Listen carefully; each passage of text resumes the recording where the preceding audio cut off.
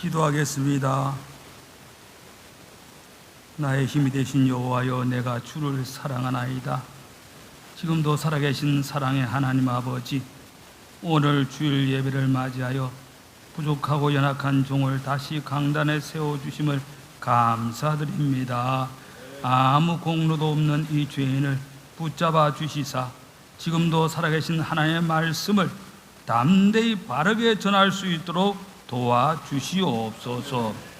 예수님의 이름으로 기도드립니다. 아멘.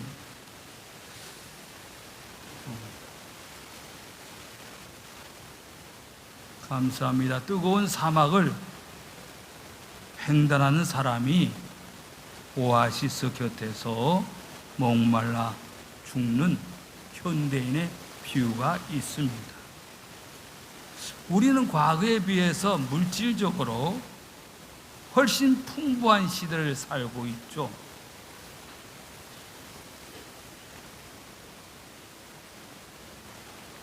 그런데 의외로 진정한 생수를 마시지 않아서 목이 말라 죽어가는 사람들처럼 사는 자들이 많이 있습니다. 오늘 이 말씀을 통해서 목마른 인생이 아니라 날마다 생수를 마시는 풍성한 삶이 이루어지기를 원합니다. 그 앞장에 나오는 에스겔 37장에 마른 뼈가 살아나는 환상을 보게 돼요. 마른 뼈로 가득한 골짜기에 하나님께서 말씀하시기를 이 뼈들이 능히 살 수 있겠느냐, 하나님이 에스겔 선지자에게 물으셨습니다. 이어서 하나님의 영이 임하자 그 생명이 살아나게 되는 것을 보여줍니다. 이 환상을 통해서 하나님의 능력과 백성들의 회복과 그리고 미래에 대한 소망을 보여주시고 계십니다. 하나님은 오늘도 마찬가지예요. 희망이 보이지 않는 상황 속에서도 우리의 심령 속에 생기를 불어넣어서 다시 일어서게 하십니다. 뼈가 서로 연결되어서 힘줄이 생기고 살이 오르고 마침내 큰 군대가 되어서 주님의 나라를 향해서 나아가 마침내 죽어가는 영혼들이 하나님의 말씀으로 살려내는 역사를 보게 됩니다. 오늘 본문 에스겔서 47장에도 그와 같아요. 에스겔 선지자가 성전에서 생수가 나오는 현상을 보게 됩니다. 그가 포로로 사로잡혀 온 지가 25년 만에 하나님이 또 에스겔 선지자에게 보여주셨습니다. 하나님께서 에스겔을 데리고 이스라엘 땅으로 가셔서 성전에서 흐르는 물을 보게 하십니다. 에스겔은 성전에서 흘러내려오는 물을 보고 그 생수를 보고 마음이 뛰었습니다. 이야, 이런 일이 일어나다니. 그런데 그 물이 12절에 보면 성소에서부터 나오더라고 했어요. 성소에서. 팔레스타인 땅 가보시면 알겠지만 저도 여러분이 보내주셔서 한번 가본 적이 있습니다. 그런데 이 팔레스타인 땅에서 살아가는데 물은 축복이에요. 축복.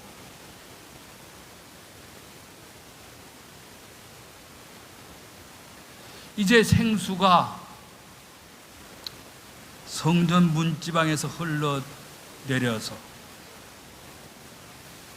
점점 가면 갈수록 물이 차오르는데, 처음에는 에스겔 선자의 발목에 차오릅니다.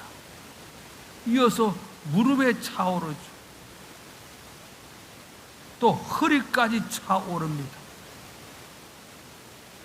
이제는 물에 몸을 던져서 수영할 정도로 그렇게 되었습니다.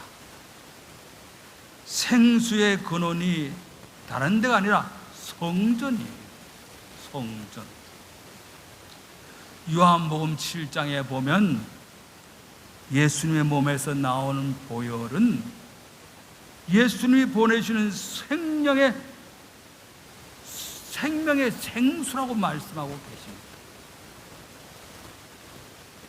에스겔 선지자는 앞으로 오실 성전된 예수님의 몸에서 흘러나오는 보혈의 생수를 본 것입니다. 맞습니다. 예수님은 우리에게 생수를 주시는 성전이십니다. 예수님의 몸에서 나오는 생수는 보혈의 생명수입니다. 그럼 우리 몸도 보시면 70%에서 80%까지는 물로 되어 있죠. 물로. 물이 부족하면 생명에는 위협을 받게 되는 것입니다. 사람은 육신만이 있는 게 아니에요. 영적인 존재죠. 살리는 것은 영이라고 말씀하고 계십니다. 영혼이 먼저 살아야 육이 산다는 것을 의미합니다. 성전은 바로 하나님을 섬기는 곳이에요. 사람들이 모여서 웃고 즐기는 곳만이 아닙니다. 성전은 하나님을 섬기는 곳이에요. 중요한 것은 이 성전에서 죄 사함을 받아야 되는 것입니다.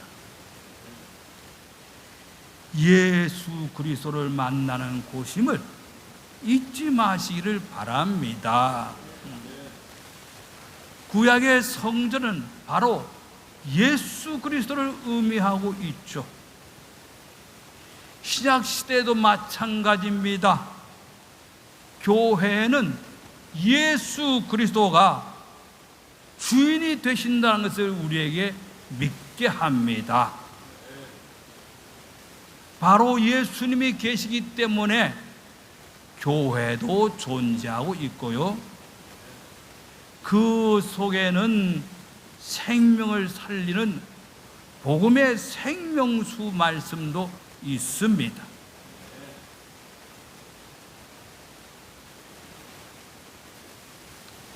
이스라엘 백성들이 현재는 포로 생활하고 있는 소망이 없는 상태였지만 에스겔 선지자를 통하여서 보여주신 환상은 예수 그리스도로 인해서 회복시켜 주실 것을 약속하고 있는 거예요. 저와 우리 성도들도 하나님의 말씀에 불순종의 죄를 회개하고 죄 사함을 받아 구원의 회복을 얻게 되어서 예수 그리스도 안에서 새로운 삶을 살기를 주의 이름으로 축원합니다. 현대를 살고 있는 성도들도 때로는 힘이 들죠. 때로는 지치기도 하죠. 쓰러지기도 합니다. 영육이 강건하지 못해서 믿음이 흔들리고 방향을 잃어서 도무지 기도조차 나오지 않을 때도 있습니다.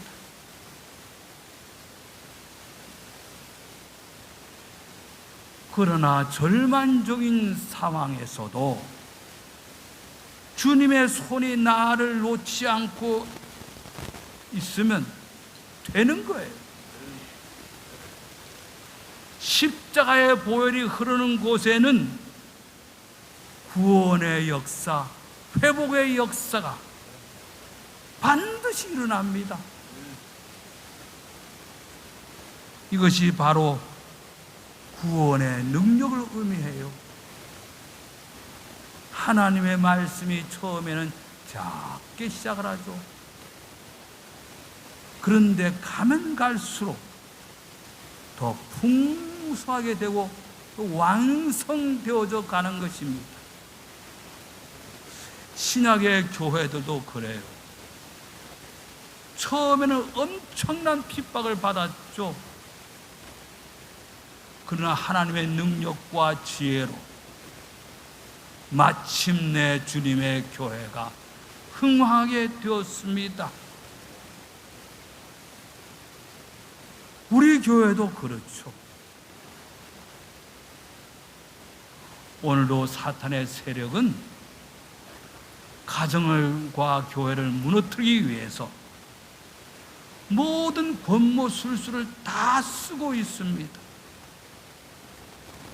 그러나 말씀과 기도로 세우신 교회는, 그 가정은 무너지지 않아요.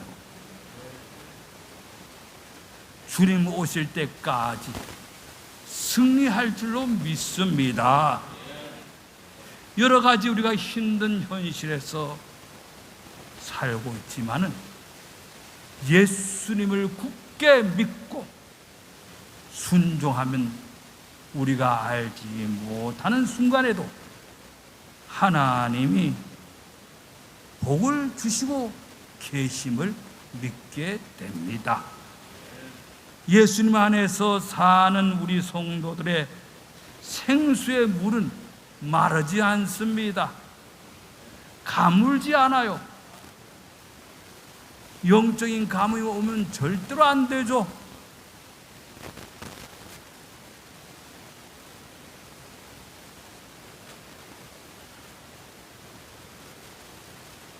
우리 성도들의 삶이 매일매일 예수 그리스도의 영생수의 말씀을 묵상하며 남의 눈에 있는 티를 빼려 하는 것보다도 나 자신을 말씀의 생수가 흘러가도록 만들며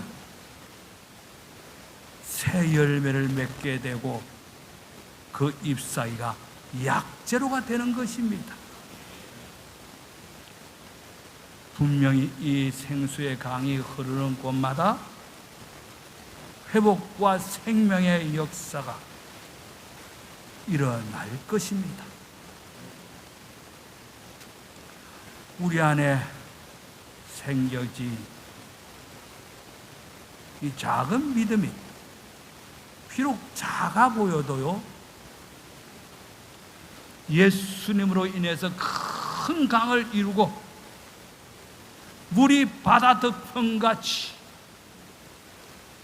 모든 생명체를 담을 만한 큰 그릇의 공동체가 될 줄로 확신합니다.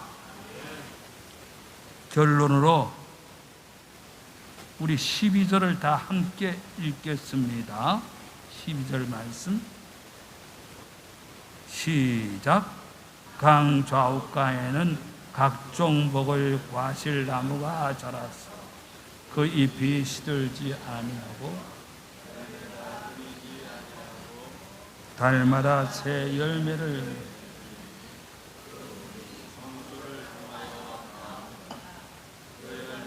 먹을만하고 그 잎사귀는 약재로가 되리라. 아멘. 찬송 하나 드리고 기도하겠습니다. 물이 바다 덮음같이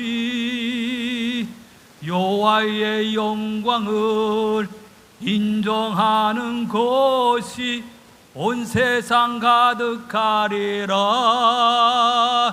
물이 바다 덮음같이, 물이 바다 덮음같이, 물이 바다 덮음같이 보리라. 그날에 주의 영광 가득한 세상 우리는 듣게 되리. 온 세상 가득한 승리의 함성 물이 바다 덮음같이 여호와의 영광을 인정하는 것이 온 세상 가득하리라. 물이 바다 덮음같이, 물이 바다 덮음같이, 물이 바다 덮음같이. 아멘. 기도하겠습니다. 그러므로 내 사랑하는 형제들아, 경고하며 흔들지 말고 항상 주의 일에 더욱 힘쓰는 자들이 되라. 이런 너희 수고가 주 안에서 헛되지 않을 줄을 알미니라. 주님, 우리 사랑하는 성도들 한 주간도 우리의 참된 생수가 되시는 주님 손잡고 말씀과 기도와 순종으로 날마다 성령의 열매를 맺으며 나누며 섬기며 승리의 삶을 살아갈 수 있도록 인도하여 주옵소서.